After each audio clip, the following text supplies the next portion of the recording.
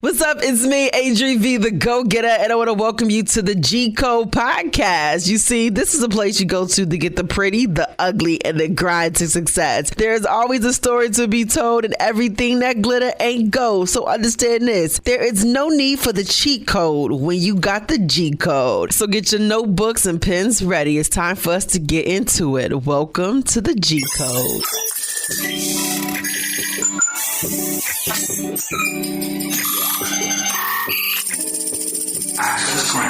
You are now listening to the G Code with ADRI.V. It's a go-getter roll call. I hope you're all checked in. And if you are listening in, I want you to tag a friend, tell a friend, text a friend, and share with a friend. This week's G Code podcast brought to you by, of course, me, ADRI.V. None other than your host with the most. All right. So listen, I don't know which day this is. This is number 11 day of the quarantine. But I hope you all are locked in. I really hope that you have been productive with this time, allowing your creative juices to flow, allowing yourself to tap into some things you didn't really get a chance to do, vegging out just a little bit, relaxing, doing some self-care, and most importantly, catching up on the G Code podcast if you haven't listened in a while. I know for me, with this pandemic happening, I had to remove myself from the news for a moment and kind of redirect my energy to a particular place to focus in on different information and information that would really, one, prepare me during this time, to catapult me to another place when I get out of this pandemic, information that was sharpening the tools I have, and information that will actually help me to learn new skills. So I had to really redirect it because I began to get very fearful of what was happening around me, the storylines, people getting sick, and especially once they released the information pertaining to the numbers of how many African American people are being impacted by COVID-19, dying of COVID-19, and how it also have to do with some of our preconditions. So that really just takes me back to health is wealth and wanting to make sure I'm not only financially stable, but wanted to be mentally, physically, and emotionally stable, because all those play a part to ensure that you are taking care of yourself. But this is not a self-care podcast this week, but more of a review. Now, if you have not been glued to social media, I don't know what's going on with you, because I'm starting to feel like social media is the new pay-per-view. What I mean by that is I get on Instagram and or Facebook, there's some kind of live happening. And in each live, it's like there's certain channels you're going to get. If I go to Tory Lane's live video, I'm probably going to get like an uncut video of some girl shaking her butt. It takes me back to Tip Drill on BET, uncut, used to come on late night. And yeah, so then I could go to somebody else's and they're having a dialogue with a friend. And then they realize that people are actually sitting in the live listening to them. And then the conversation changes.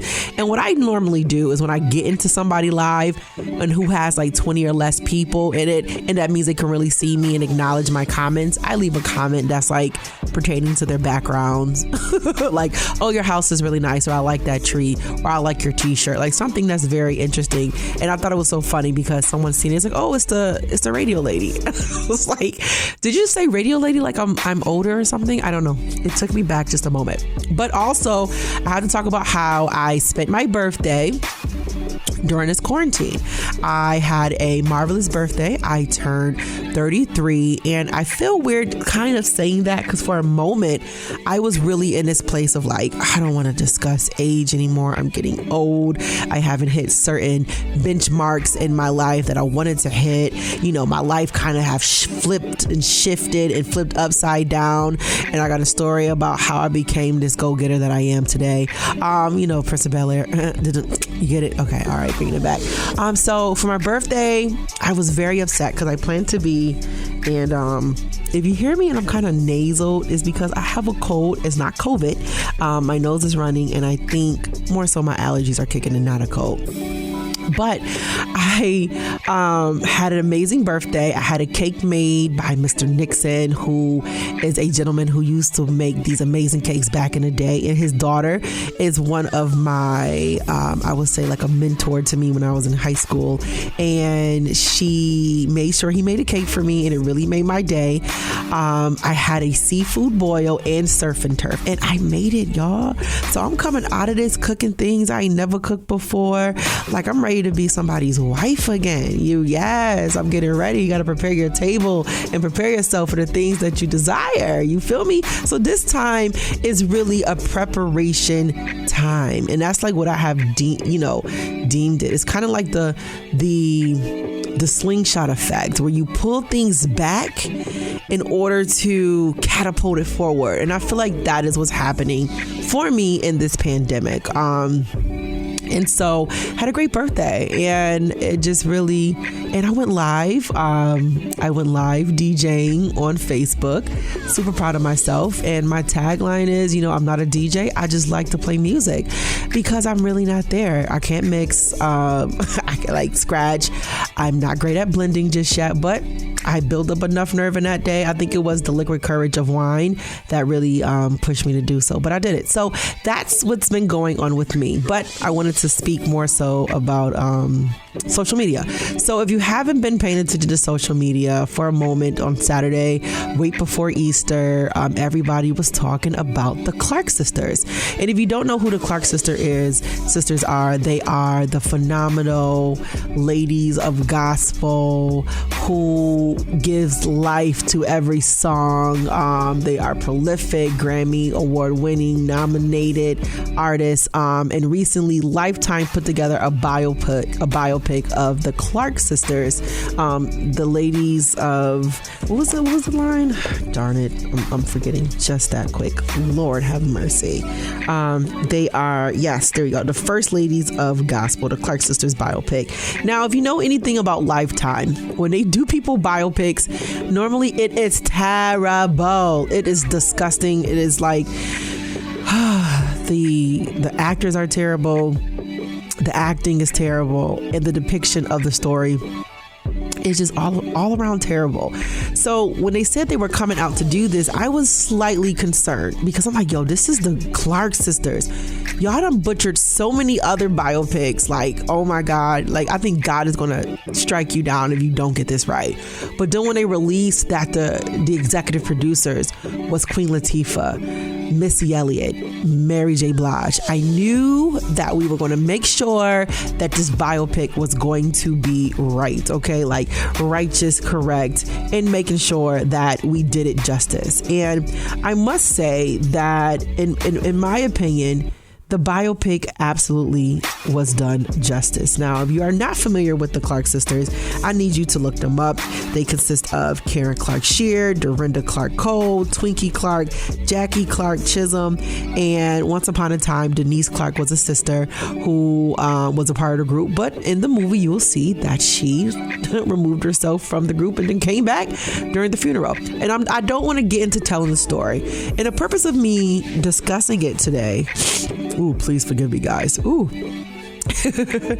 Please forgive me. Discussing it today is because watching the biopic, it resonated with me in so many areas. And I really wanted to discuss this. And I just have three things. Just three things. Tell your neighbor three things. Yes, three things that I want to discuss. And of course, with the G Code podcast, we talk about the pretty, the ugly, and the grind to success. Every story has yet to be told, and everything that good or ain't go. So understand this. There's no need for the cheat code when you have the G Code. And I felt like in this story, in this biopic, their mother, who is the late great Dr. Maddie Moss Clark, she really gave you the G code to success with her daughters. She was an example to them. She demanded excellence from them. She wouldn't take any excuses from them. She had values and morals set in her house and was not going against it. And you had to play by these particular rules that she had. She was like the Joe Jackson in the industry, but a woman who didn't take no stuff. And the hard part is when I look at the story and I really just go over it, it really depicts and it resonates with me, because we talk about coming from humble beginnings.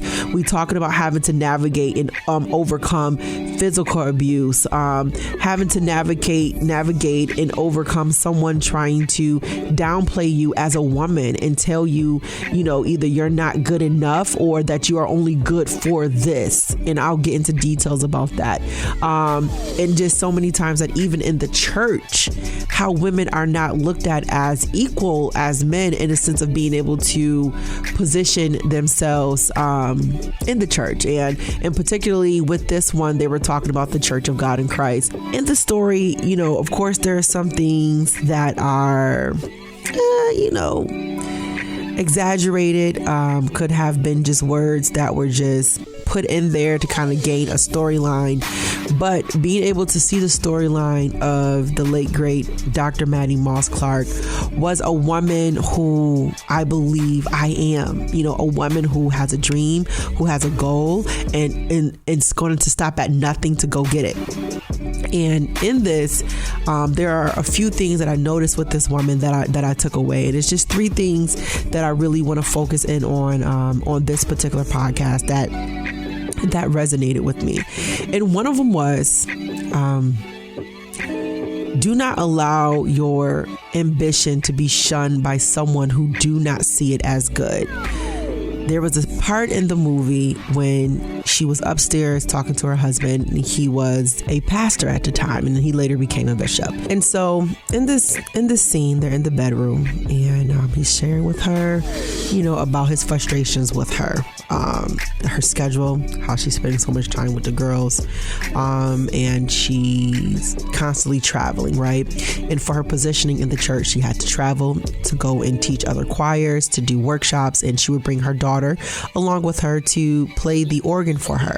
And her husband was frustrated with it because she's a first lady, but she was never playing her role as a first lady. She wasn't at the dinners or the brunches and at the events that he had to be at with his first lady by his side. And that is what he wanted. And he shared his frustration with her. And in the midst of sharing his frustration, there came a part where he laid his hands on her. But before it got to that, he said something and it shook my core. And he said, "That doesn't look good on you." And she said, "What?" He said, "Ambition." And that shook me. And I just thought to myself, beyond the physical abuse, the abuse that you have to take from someone who could be your significant other, someone that you love, to look down on your dreams, your goals, and even your ambitions, and to tell you that ambition you have does not look good on you. When he said that, there's a part of me that dropped a tear, because I think about, as a woman, when we're shared and told in this world to be soft, and we're told to submit, and we're told to let a man be a man and let him lead, and all these components. I get it. I get both sides of the aspects. But when you have a spouse or someone who you quote unquote love and do not see your ambition as something that is good, it's hard to love that person back, because it makes you feel like somewhere in there you're trying to shun me and what it is that I am, the gift that I have, and what is it I know I'm called here to do on this earth.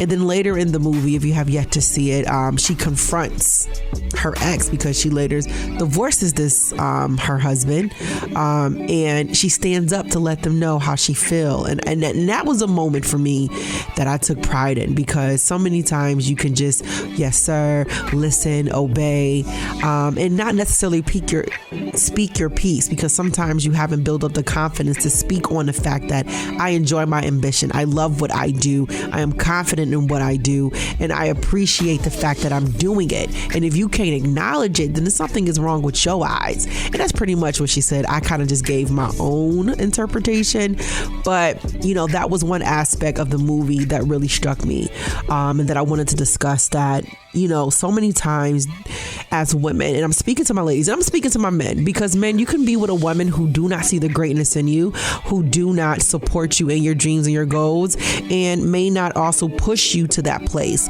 And it's important to, when you decide to pick a spouse, that this spouse can see your ambitions as their ambitions, that your spouse could want to see your things, your dreams, your goals to come to fruition just as much as you do. And that is imperative for you to be able to allow your dreams and goals to come true, because the last thing you want and you need is for someone to try to hold you back from your greatness and decide not to invest in it, but to try to tear you down from it. And I felt like when that man said, "That doesn't look good on you," and she said, "What?" And he said, "Ambition?" Oh, that did something to me. And I almost threw my shoe at the freaking television. Okay. So that was one thing I wanted to discuss that I really took away from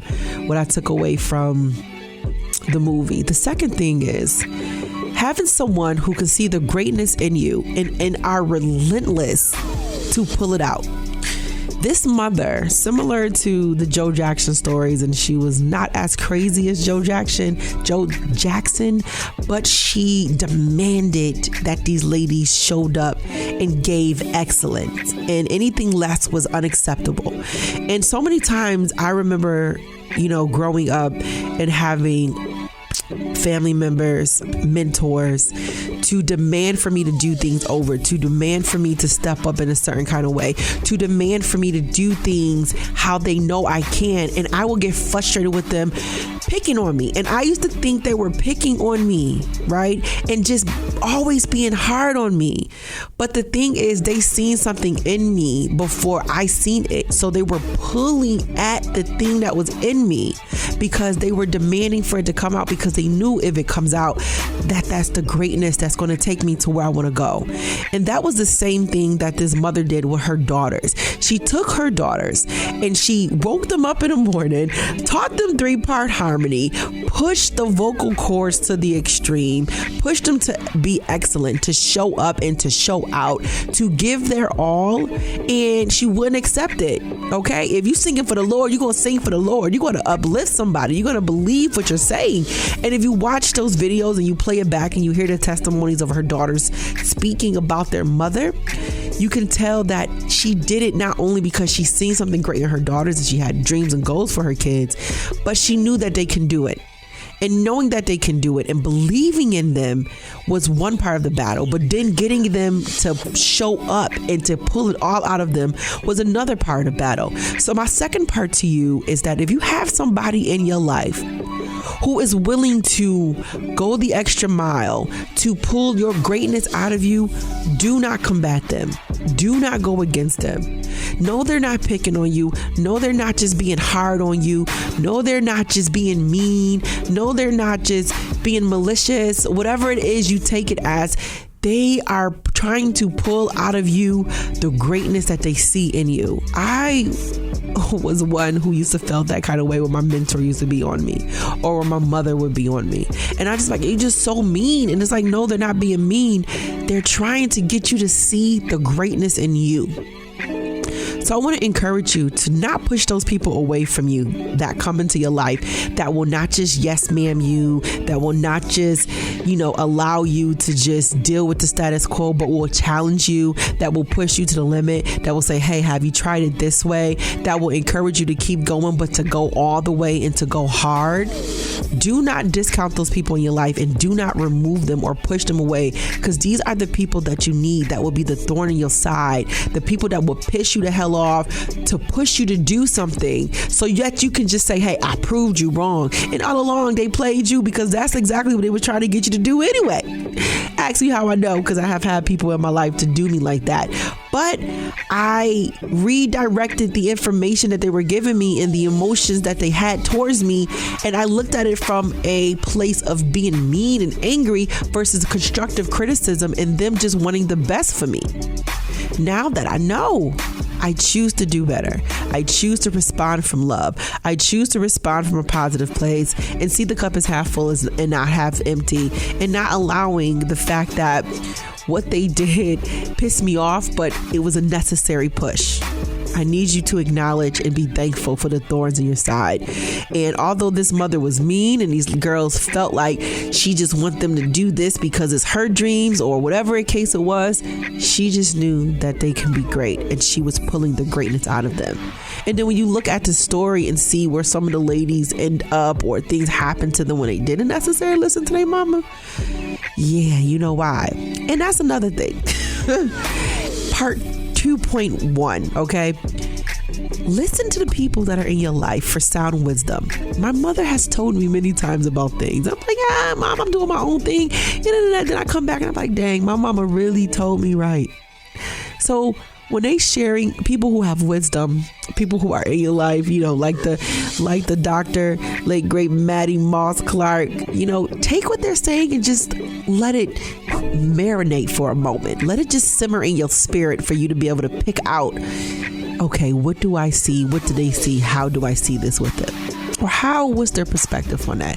So you could take these into consideration, because sometimes as a millennial, as a teenager, even as an adult who hasn't matriculated and matured yet, we still can do dumb things, okay, and make dumb mistakes. And everything boils down to choices. So number one, of course, is to make sure that you are affiliated and connected to a spouse and to someone who's going to speak into your life and not try to diminish who you are trying to be in your life. Number two is to acknowledge and to keep those people in your life who are the pushers. I'm your pusher. You heard the beat? Yeah, I'm going back to the clips. Who are those people in your life? Those are people you need to challenge you. They are the thorns in your side, okay? And number three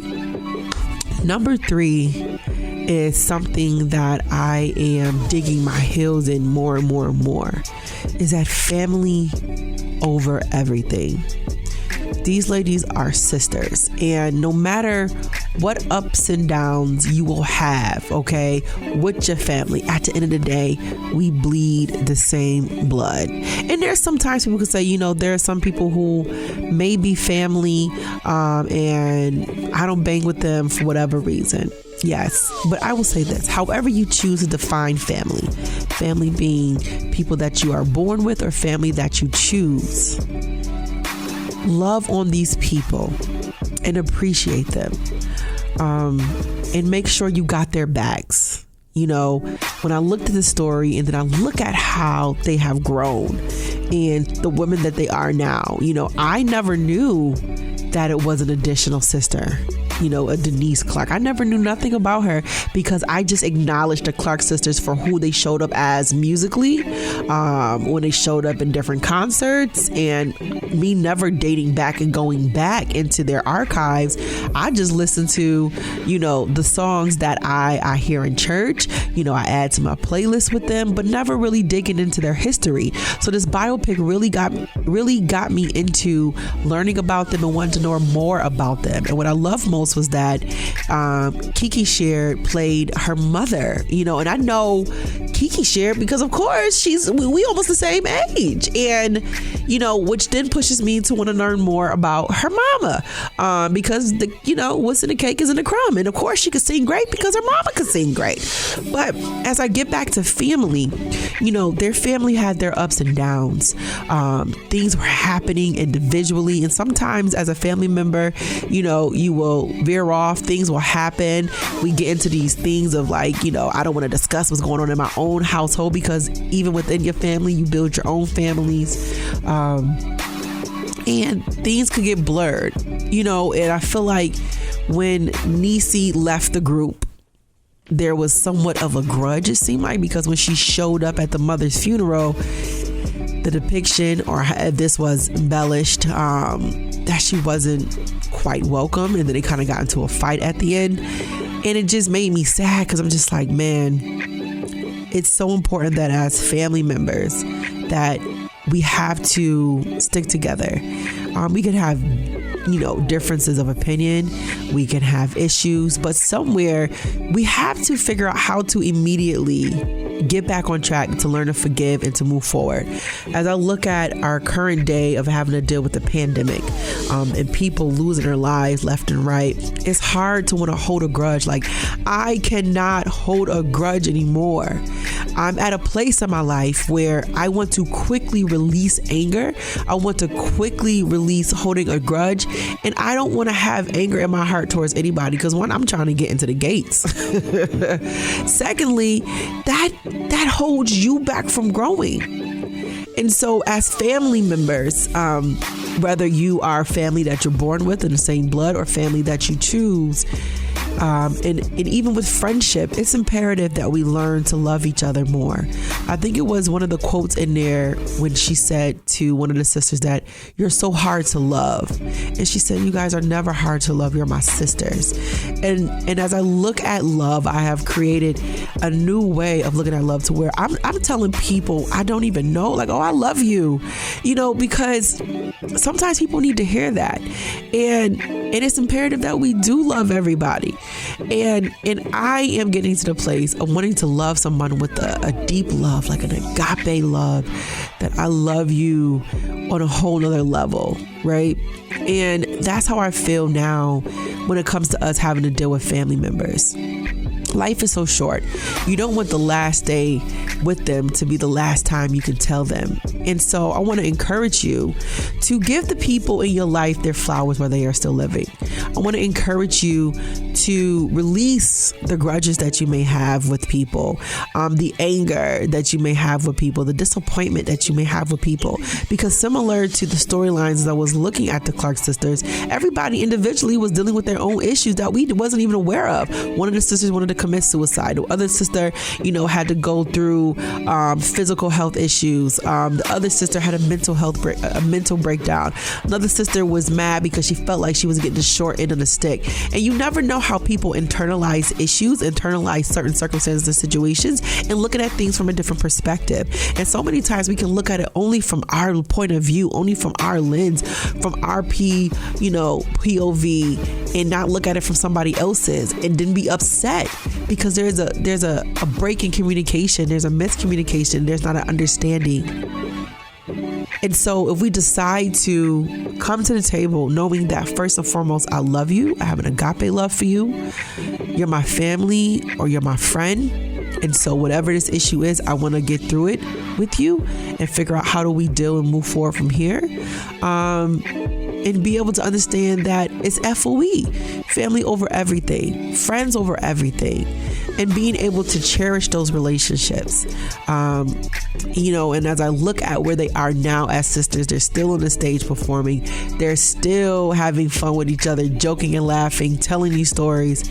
And I just look back like, wow, that's amazing. Through all their trials and tribulations that each of them had to go through, losing their mother and issues within their family, they still stuck together. And it's important that in this present day, that as families, as a community, as friends, we have to figure out how to stick together, because as we stick together, we're able to do better with each other. So these are my quick 3 takeaways that I had by watching the biopic of the Clark sisters, the First Ladies of Gospel, produced by Missy Elliott, Queen Latifah, and Mary J. Blige. And I will say I enjoyed it. I watched it 3 times, and I tell you why I watched it 3 times.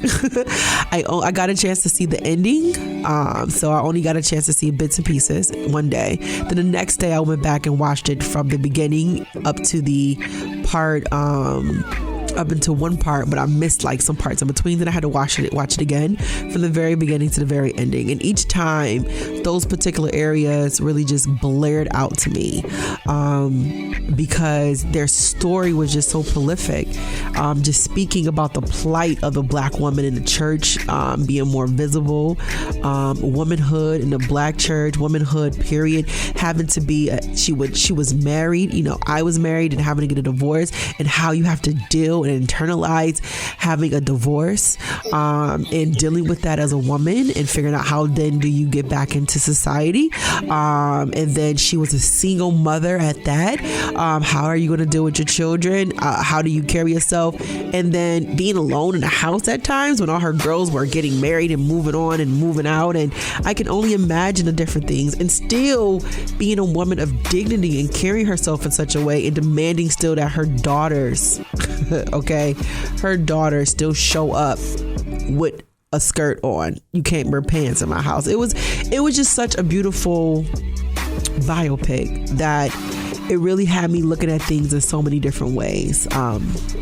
Which is why I had to give you my 3 points of what I took away from the biopic, amongst, so many things, showed so many nuances of the view of the Black woman, and just really how powerful we are and how many hats we have to wear, and also having to figure out how to balance your power amongst people who don't want your power to be present. You get what I'm saying? So yes, if you watch the Clark Sisters, I want your opinion, your depiction, your thoughts on it. Feel free to email me at info@ADRI.V.com. Don't forget to follow me on Twitter, Instagram, and Facebook at all things ADRI.V the Go Getter. That's A to the D, R to the IV, THEGOGETTA. Make sure you follow the podcast on Instagram, and then also like the page on Facebook at the G Code Podcast with ADRI.V. This year, I'm really excited to be bringing in some giveaways, some sponsorships, and some great opportunities for us to continue to connect. So if you got any questions that you would love for me to answer, I will do so. Just shoot me an email. If you want to shoot me a text, 214-70-ADRI.V. That is also possible too. And most importantly, I appreciate you for getting to the G Code. Sharing is caring. So if you feel like this was a blessing to your life, I gave some input to something, I didn't get too preachy in this joint, feel free to share it. And most importantly, download and leave me a review. Let me know your thoughts on that. Next week, I'll definitely be tapping in with some go-getters who are quarantined like me and out here pushing and doing their thing in the industry. I'm not going to tell you exactly who just yet, but I just want to say you want to make sure you tapped in. All right, my go-getters, I appreciate you for locking in with me. I pray that you are doing well, that you are staying healthy during this quarantine, and that you are being productive and intentional with your time. And most importantly, that you stay locked into the G Code. I love you so much for listening. And as always, welcome to the G Code. Be sure to subscribe to the G Code Podcast. Find it on iTunes, Spotify, Google Play, iHeartRadio, and all places a podcast lives. Also, download ADRI.V the Go Getter app on your Google Play and or your iTunes App Store for free. And always get the G Code Podcast at your fingertips. Want to catch up on the G Code Podcast? Well, go to www.ADRI.VTheGoGetter.com and also subscribe on Soundcloud and YouTube. Remember, you can check a new episode out each and every Wednesday as we get you over the hump with the G Code. I was born in the G Code, embedded in my blood. Matter of fact, you just triggered a level orange G Code security threat. And that's the G Code, the G Code, the G Code, the G Code.